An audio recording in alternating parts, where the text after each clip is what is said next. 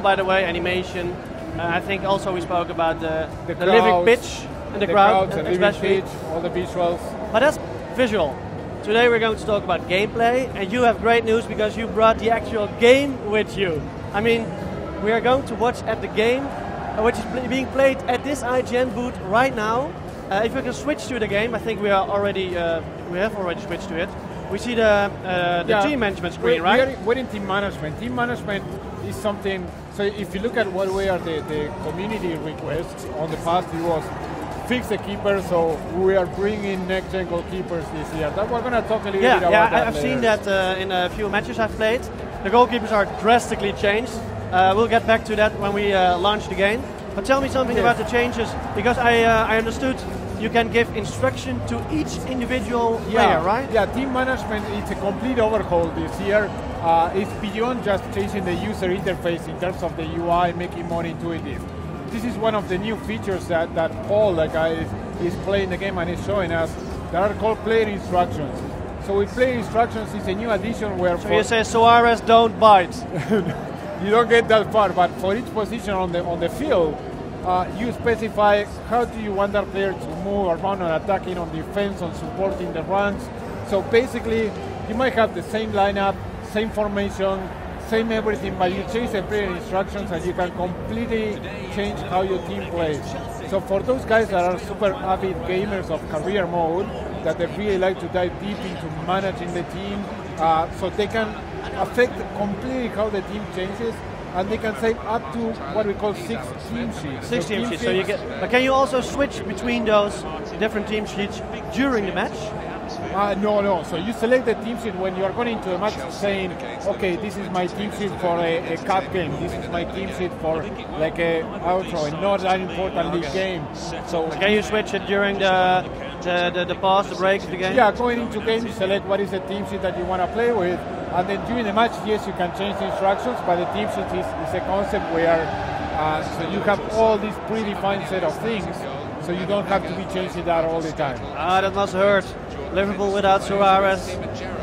Yeah, so Lambert is not the same, but they still have Sturridge and Sterling. Well, this looks totally different as well. We saw the audience, we saw a great atmosphere. Yeah, I think with the English competition, they did all the stadiums, right? All the 20 stadiums. The Premier League authenticity we have this year is phenomenal. Really, we have the 20 stadiums for the 20 teams that are in the 14-15 season for the Premier League. We were able to go and head scan in all the clubs, so we're going to have more than 200 head scan faces from the Premier League as well. And in addition to that, you can see the AdWords as well. So in this case, okay, you see the FIFA.com, but we have a new technology for AdWords that are for each club on the Premier League as well. New chants, not just on the Premier League, everywhere. We have the Premier League overlay package as well. Visually, the game is really outstanding, and you can see the living pitch. The living pitch. It changes during the match, but to be clear, that's only visual, right? It doesn't influence the gameplay at all. It really doesn't make sense to make gameplay changes. Here we see a goal of who is it? Is that a defender? Goal? Is it Fabregas? We'll see when he's close by. That's Fabregas. Yeah, he's a new kid in the team. Spanish. Well, what is he actually? Is he an attacker or a midfielder? I don't know. He plays everywhere. But he usually plays in several positions. But he looks phenomenal. Look at that. One of the new faces that we have as well. So this is an early goal. Liverpool is not stressed yet, I think, emotional wise. Yeah, but I want to remark here of the living pitch. So you see how the pitch starts getting deteriorated over time. This is not a random thing, so we are really tracking every footstep, every slide, the strength of that footstep and slide, so the pitch gets deteriorated like in real life. Like there are many things that really makes the entire experience really immersive, and that's why we call the tagline this year of Feel the Game, because that's about it. It's feel the game in terms of the experience, the atmosphere, but feel the game in terms of gameplay as well. There we have it. Oh. Did you see? Oh, that's a fault. That might be a penalty kick. But did you see the goalkeeper? I really like that because yellow card for Egger. Well, the goalkeeper was. I have not seen that animation before. I mean, he was diving through the ball. He did not. He wasn't able to catch it actually. There you can see that is new. Back, but already foul. Yes, for goalkeepers, goalkeeper is something that the community was really asking us for. And to be honest, yeah, but it was not. I mean, the goalkeepers in FIFA 14, they were like machines, like rockets. They flew to the ball fast pace. It was absolutely not realistic, to be honest. Yeah, so it's not making every goalkeeper like a Neuer. Like Neuer I mean, is a you would not keeper. even be able to play the ball around the goalkeeper, which is a pretty common way to score. There are many ways, new ways to score as well. So for keepers, so there are three main things. So one of them is reactions.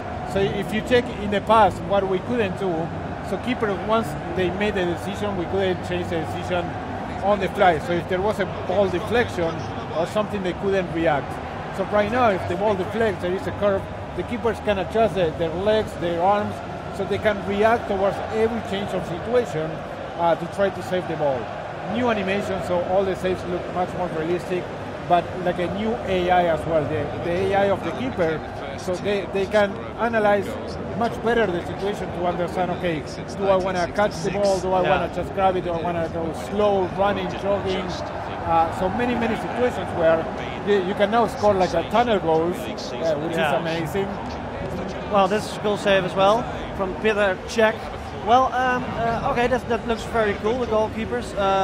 You guys did some other improvements, like the dribbling, for instance. Yeah. In what way did you change that? First of all, we wanted to have like a huge attention on responsiveness this year, like a huge focus on responsiveness. And that's where, as soon as you pick the controller and you play the game, that's what you feel. So we've been showing the game for the past 3 months, 4 months, like to a lot of people to try it out and give us feedback. The first thing that they think is, okay, it looks amazing, which it does. And the second thing is, oh, it's super responsive. Responsiveness is not something that comes, let's say, as a casual thing. So we put a lot of emphasis. One of those things was the new dribbling system. So the new dribbling system, it brings much more personality into a player. So if you're playing with Leo Messi, that is like a left-footed. He's like a mediocre player like Maradona. yeah. So no players like those. that is super left-footed. So when you're dribbling with him, you can see how he prefers using the left foot all the time and only using the right when it makes sense. We completely model the contacts of the boots with the ball, like the proper physics for that we didn't have in the past. So you start seeing these situations where the passing becomes much more realistic. So it feels so good that it's the entire game. It makes super responsive, so you want to continue playing all the time. What I noticed shooting, is, turning. What I noticed while playing the game at at Gamescom 2 days ago, I noticed that it's much more direct, and therefore you can have more options. I mean, you can threat a defense to go solo or to pass, but I don't know what you're going to do, especially in multiplayer. I mean, dribbling was not really a big part. It's not a strong weapon in previous FIFA games. Absolutely. I think it's a really more dangerous weapon right now. Absolutely, and it's not just about attack. So there are new defending things, like in the man-to-man battles, we have shared polling. Did you also change the way of defense? Because I thought that I didn't see that hard tackle in the control scheme. It is. So we don't change the control scheme, but there are new things. Like we have possession slide tackles. So in the past, the slide tackles were primarily to deflect the ball. But now when you slide tackle, you can recover the ball and then start dribbling when you're getting up. This is another thing that gives a lot of responsiveness as well. It makes the game much more fluid. And in the man-to-man battles, No, Paul is trying fancy stuff now.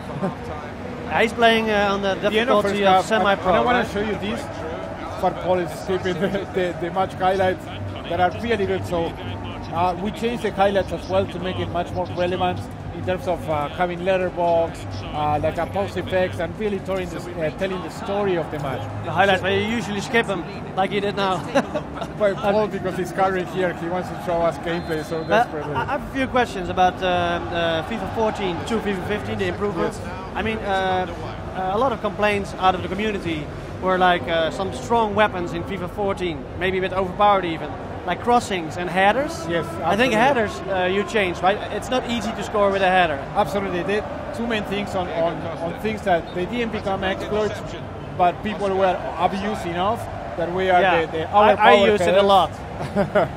Our power headers is how they call it, and then some of the through balls. So we put a lot of emphasis. A lot of through balls were really strong as well, and especially because the AI defense was not really counting on it. It was really hard to defend. Yeah. How did you guys thought about a solution for that?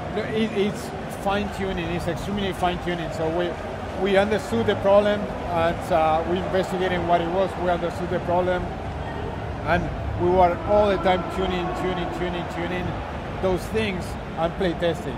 So it's all year long to make sure that the headers, the through balls, or any other case or any other situation in football, it doesn't become like an exploit or a predominant way of playing. So everyone, if you want to play like a passing game, if you want to play like a speed game, regardless what is your way of playing the game, you should have a fair chance of winning it. And it's on the opposition to try to overcome, to find what is the weakness of that way of playing the game. And talking about ways of playing the games, we have two new mentalities. Two new mentalities of positions. One that is probably that we're seeing Chelsea is called park the bus. Yeah, park the bus. Yeah, that's Jose Mourinho's tactic. All right, yeah. Inspiring some of those things. Yeah, I saw that. There at the left. Park. Oh, it's actually a mode. Exactly. It's actually, that's cool. Because the other one is actually like all-out attack. And I did that the other day because I was 1-0 behind. And I saw even the defenders in the box. Opponent box. Yes, absolutely. Like, what are you doing here, man? So these are the situations, when you watch, if you remember the Champions League final between Real Madrid and Atletico Madrid. So at some point Atletico was parking the bus, Real Madrid forgetting about playing good football and just throwing the ball. It's a shame though, but it's in the game now. Is it actual? Is it placeholder? Is it really? It is. You're really going to do it is in the game. He plays like that. And seriously, that's fun. The AI understand the context and start doing that as well. You start seeing time wasting as well. Time wasting not in the sense of taking time for having a throw in, but people like the opponent just grabbing the ball and instead of trying to score, just going on the sideline, going to a corner kick to catch possession. Oh, wow, that's a great shot, but it's also a great pass, and that's. Well, hopefully you guys tweak that a bit because I mean it's so hard to give that pass. I mean I'm playing football. I'm not the best, but I'm never able to give a pass like that. And I think if you're not Pirlo, Xavi, it's really hard to do so. Don't you think a pass like that, with what we saw before the shot happened, is a bit too strong still? It's in our game, so we try to bring a lot of the personality. So what we use is we have a huge database of players, and they have attributes for everything: mentality attributes, physical attributes, attacking, defending, etc. So we want to have a fair representation of what each player is in real life, but at the same time, you that you are controlling the players with the controller should be able to control your fate. And all in all, we think it's a fantastic game that accomplishes what we were looking for this year. That is about huge responsiveness, having a game that is super fun to play, being online, being with your friends, like we're sitting together right now, or a solo in the board. So we really have a fun game to play that is accessible, you can master. It's fantastic. It's fantastic, bringing all that passion for football. And then in addition to that, we have tons of game modes, so not just career mode. There are many new things that we're doing in Ultimate Team. That is our I play mostly seasons, but season is good.